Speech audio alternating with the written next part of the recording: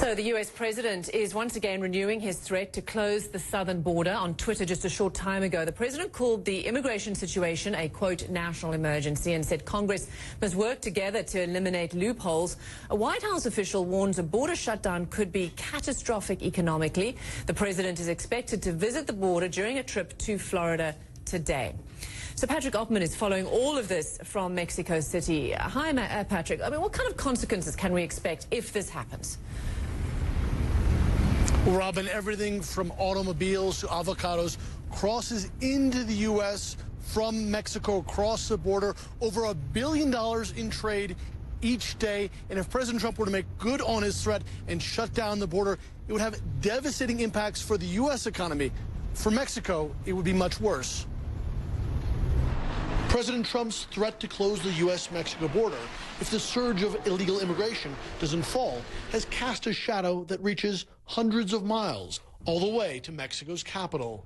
That's where a logistics firm pairs companies seeking to move their products across the border with shippers who handle the transportation. Clothing, it could be auto parts, it could be whatever you can imagine. Many of their employees, like Javier and Jesus, are bilingual and say they lived for years illegally in the U.S. before being deported or choosing to return to Mexico. The possible border shutdown looms large. It brings a lot of economy back to Mexico, and it also helps the United States to acquire products on good quality or things that are not able to grow there.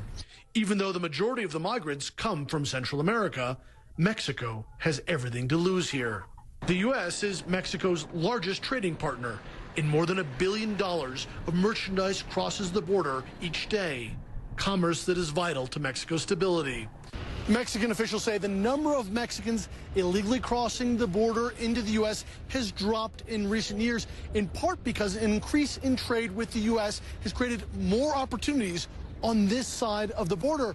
Some immigration experts warn, though, that if President Trump follows through on his threat to cut off aid to Central America and close the border with Mexico, it could lead to greater economic disparity and an increase in illegal immigration. The increase in deportations of undocumented immigrants by the Trump administration has already changed the fabric of life in Mexico, says Israel, who works in a Mexico City neighborhood called Little L.A., resettling deportees.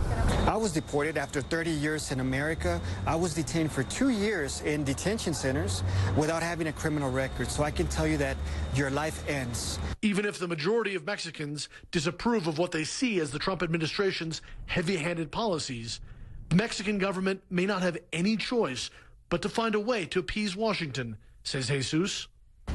If the border got shut down, I think that would affect the United States economy. And anything that happens with the United States economy is definitely going to affect Mexico's economy even worse, you know, because American money, it runs this whole country. Mexicans are waiting anxiously to see how this latest crisis with the economic powerhouse to the north will be resolved. And as always, are left to wonder whether their proximity to the United States is a blessing or a curse. And Robin, Mexicans are breathing a sigh of relief this morning after hearing Donald Trump say that his pressuring the government he feels has worked here, and the Mexican government over the last several days, he claims, has detained thousands of undocumented migrants. Here's the thing, though, Robin, is the Mexican government has not responded to our request to confirm those statistics. So at least for the moment, the crisis seems to have been averted. But we don't know for how long. No, and we're also getting this tweet from the president saying just a short time ago that the immigration situation is a national emergency. So with the new president, I mean, when you talk about appeasing the Americans, what does he do, and what does he do differently to his predecessor?